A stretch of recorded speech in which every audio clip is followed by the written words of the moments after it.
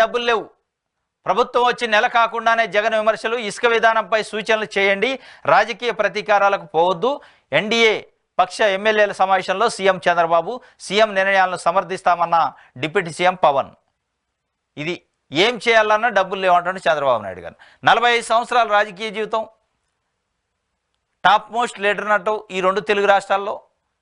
ఏం చేయాలన్నా డబ్బులు లేవనే తెలిసి నువ్వు ఇట్లా ఇన్ని హామీలు ఇచ్చి ఇవాళ ఏం చేయాలన్నా డబ్బులు లేవు, జగన్ దానికి కారణం కాబట్టి నేను ఏం చేయను, నేను ఇచ్చిన హామీలను వదిలేస్తా గాలికి అని చెప్పే ప్రయత్నం చేస్తున్నారు మీరు. అట్ ద సేమ్ టైం మీరు ఏం చేయాలన్న డబ్బులు లేవంటే ఇంకొక వైపు నిన్న కేంద్ర ప్రభుత్వం ఆర్థిక సర్వే దాంట్లో చెప్పింది ఆర్థికంగా ఏపీ బలోపేతం అయిందని చెప్పింది. కేంద్ర ప్రభుత్వం వాళ్ళకున్న స్టాటిస్టికల్ రికార్డుతో చెప్పారు. రికార్డు, అది గవర్నమెంట్ రికార్డు. కేంద్ర ఆర్థిక సర్వే 2023-24లో వెల్లడి. అప్పుల భారం, ద్రవ్యలోటు తగ్గుతుంది, వ్యయంలో నాణ్యత పెరిగింది, పథకాల ద్వారా ప్రజల జీవన ప్రమాణాలు వస్తువులు పెరిగాయి. ఎఫ్ఆర్బిఎంకు లోబడే అప్పులు పరోక్షంగా వైఎస్ జగన్ పాలనకు కితాబిచ్చింది కేంద్రం. ఆర్థికంగా ఏపీ బలోపేతమైంది అని చెప్పి 2023-24 ఆర్థిక సర్వేలో కేంద్ర ప్రభుత్వం చెప్పింది. అప్పుల భారము, ద్రవ్యలోటు తగ్గుతుంది, వ్యయంలో నాణ్యత పెరిగిందని చెప్పింది. ప్రజల జీవన ప్రమాణాలు వస్తువులు కూడా పెరిగినాయి. ఎఫ్ఆర్బిఎంకు లోబడే అప్పులు కూడా చేసింది రాష్ట్ర ప్రభుత్వం అని చెప్పింది. కానీ మీరు ఏం చెప్తున్నారు? పదే అంటే గడిచిన ప్రభుత్వం మీద విషం చిమ్ముతూ ఇప్పుడు ప్రజల మీద విషం కక్కే ప్రయత్నం చేస్తున్నారు. ఇది ఒక వార్త. దీనికి సంబంధించి 2వ పేజీలు వద్దాం.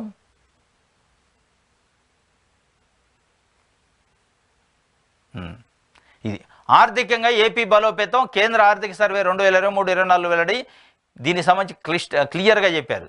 ఏపీ అప్పు 4,85,000 కోట్లని కేంద్ర ప్రభుత్వం చెబుతుంది. వీళ్ళు ఏంది 11 లక్షల కోట్లు అని చెప్తారు.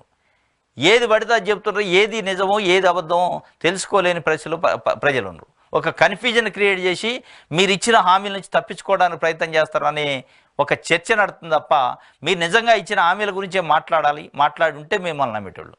మీరు ప్రతిపక్షంలో ఉన్నట్లే మళ్ళా అధికార పక్షంలో ఉన్నారు. ఇవాళ ప్రతిపక్షంలో లేరు. మీరు ప్రతిపక్షంలో ఉన్నట్టు జగన్మోహన్ రెడ్డి పైన నిందలు వేసే ప్రయత్నం చేస్తే ప్రజలు ఇక కొద్ది రోజులు చూసి విసుగు వస్తుంది. ఇది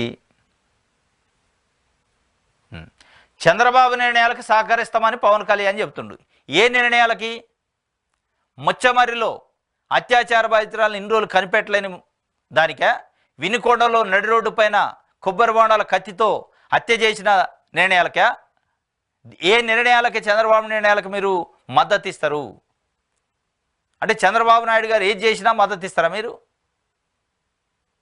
ఒక ఎంపీ, సిట్టింగ్ ఎంపీ, ఆయన కాన్స్టిట్యున్సీలో తిరుగుతుండే కొన్ని వందల మంది తెలుగుదేశం పార్టీకి సంబంధించిన కార్యకర్తలు గొడ్డళ్ళు, కొడవళ్ళు, రాళ్ళు, కర్రలతో పోయి దాడి చేస్తే మరి ఆ నిర్ణయాలు సమర్థిస్తారా అనేది ఇవాళ ఏపీలో ప్రజలు మాట్లాడుకుంటున్నారు.